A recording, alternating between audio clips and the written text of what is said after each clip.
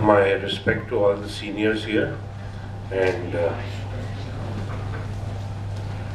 greetings to all the colleagues.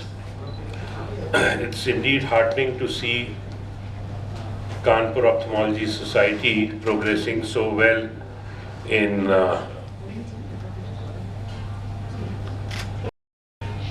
and having such good academic programs.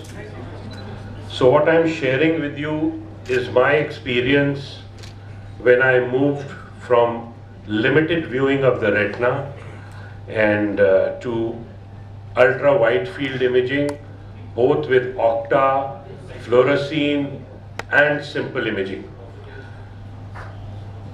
Water has flown over the years. I remember in 1990, 89, 90, I used to do angiography in the morning, call the patient in the evening when the film would go to get processed, then see it on a X-ray box. But time has changed and a lot of things have happened. When we look at the field of view comparisons right from the small direct ophthalmoscope today to the wide field images, we are seeing greater parts of the fundus in greater details and in greater clarity today, and that is helping us diagnose a lot of things with or without invasive techniques. As Sukant pointed out, fluorescein has its own importance and it will stay. So we have had a rich history of the evolution of fundus imaging right from 1926 to what it is today.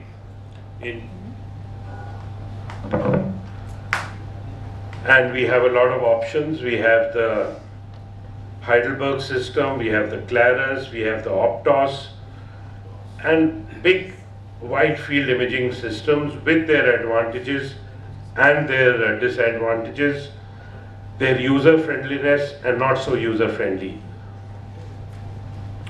I've been happy to use nearly all of them and have finally zeroed my choice for color imaging to the Claris and for fluorescein and angiography to an ICG to the Heidelberg Spectralis. So for me, what was very relevant after 2019 when the COVID era came, I was still seeing patients, and what we decided, we got the Claris into our armamentarium at the same time, and we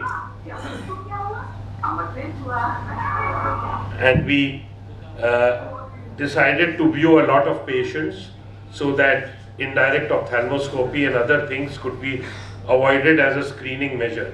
So it was indeed very helpful. It was faster, true color with the operator in the appropriate precautionary attire and the patient masked and the shield in between.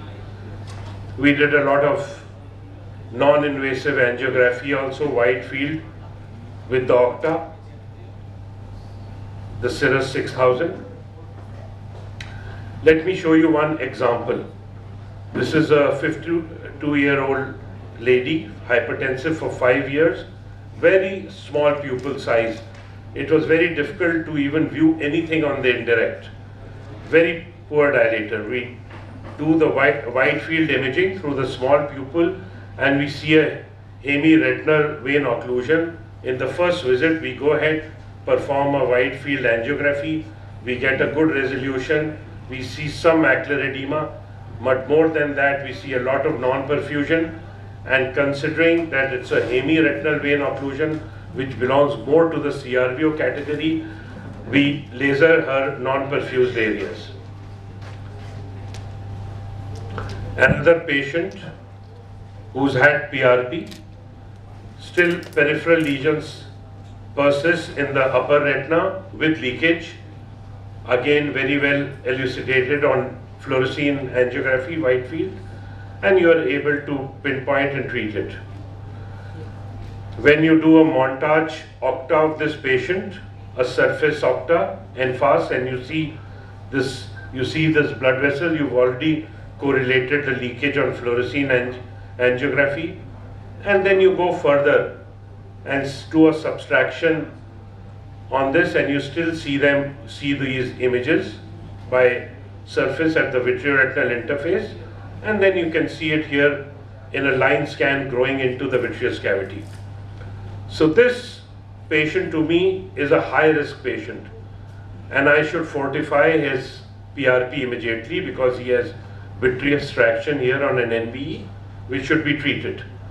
And he should be also cautioned that down the line, maybe in 3 years, 4 years, if he has recurrent bleeds, he might require a vitreous surgery to finish the tractions. So these are some examples of seeing these patients in detail. Some foreign studies have shown that a lot of patients, diabetics, have predominantly peripheral DR, 51%. And there the scope of wide field imaging comes into play. One study which used 2 ultra-wide field cameras found that 56.5% of the lesions were detected in the zone around the disc, then 38.5 in the mid zone, then 5.3 in zone C3. These results show that primarily South Asian population tends to present with center involving lesions, and those presenting in the peripheral retina are limited as confirmed by study results of this particular study. But when we look at the Indian scenario, we find that in India also, this is a study done in India it's a multi-centric study done in the southern part of the country, handled by Rajiv Raman and other associates. 8 types of lesions were considered in this, all high-risk lesions for blindness, which compared the Optos and the Claris. Why I'm presenting this data? Because if anybody wants to invest in this technology, if you are in practice or a small private institution, you cannot buy both. Sight-threatening lesions such as NVE and NVD were detected equally by both cameras in the central zone, whereas other lesions were identified by the Zeiss Claris better in zone C1, because that gave a better view. When we looked at how many lesions were missed by either of the cameras, we found that the Optus missed almost 50% of the lesions found by Zeiss Claris 500 in zone C1. And in India, most of the patients have more of a central diabetic retinopathy than peripheral. Though I would not say that during surgery we don't see peripheral NVEs, but they are much less as compared to the central disease.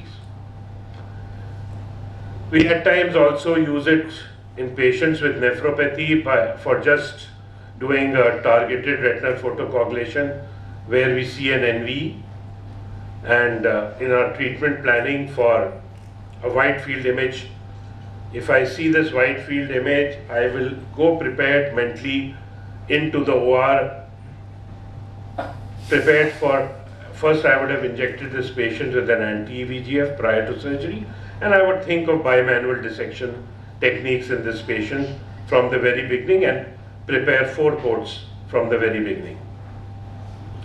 In many retinal degenerations, you might see a okay central retina, but the degeneration might be in the periphery. It's a great, in uncooperative patients, I find it good to evaluate lattice degenerations, because I feel if the vitreous is healthy and if lattices are present, if there are no major breaks, you don't need to laser the lattices, because lattices are present in nearly 14% of the general population, and everybody doesn't get a retinal detachment. So you should reserve your laser photocoagulation to appropriate cases where there is vitreous traction, or where there is a family history, or there is some predisposing factor. A great way to plan your treatment, whether to go ahead for a buccal or vitrectomy, by doing a good wide field image in the outpatient. This is a very interesting patient, a 68-year-old physician. 2.5 to 2 millimeter was his pupil. He was complaining of flashes and floaters, and I actually could not see anything. I tried to hunt for a peripheral RD or a break. When I did wide field imaging, I saw this small subclinical RD. And then I somehow managed in the OPD to use a LIO and put some laser marks, some with the LIO, some with the slit lamp laser, and demarcated that. And he's doing well. We have not required to do any surgery for him. Post-op evaluation, an 8-year-old boy, poor compliance. He was very uncooperative he had just had a buckle, but the buckle had failed. I was wondering how to find the break. I did wide field imaging, and you see this retinal break posterior to the buckle, and we just revised his buckle, and he's doing well. A CRVO to see how much is the ischemic areas and the large, and obviously we did a wide field angiography here. An old RVO patient apparently looks normal in the center, but in the periphery there is an NV line, and we decided to do a peripheral PRP for this patient. Another RVO patient, vasculitis patients, you get such good panoramic views. A patient with vasculitis and serpiginous, having an NV starting at the healed edge along with some vasculitis. Now this is another very important decision making in these cases. You have some tractions away from the macula in a diabetic case. Patient's vision is 618 or 612. You don't want to rush into surgery. I like to do a wide field OCTA and a wide field imaging, and here I see the fovea threatened. Now I have a baseline data with me for follow-up. If his vision drops in the subsequent visits and if the fovea detaches, we will tackle it with surgery, otherwise just wait and watch. Another very interesting entity we are seeing more and more cases of, an elderly lady coming with this peripheral hemorrhage. We have seen a lot of these cases, but have seen nearly 60 of these cases over the last 7-8 years. And we do an angiography, an ICG, and you see these polyps. There's a bunch of those small polyps there. So this is peripheral hemorrhagic choroidopathy, a peripheral variant of PCV. And I did not want to laser her with such a large hemorrhage. So I did anti-VEGF injections, and she's doing well. She had in this eye, I did not give her anti-VEGF because she had the same thing in the other eye, but there was no leak and there was no hemorrhage. Another patient having both central PCV and peripheral PCV. Again, seen well, and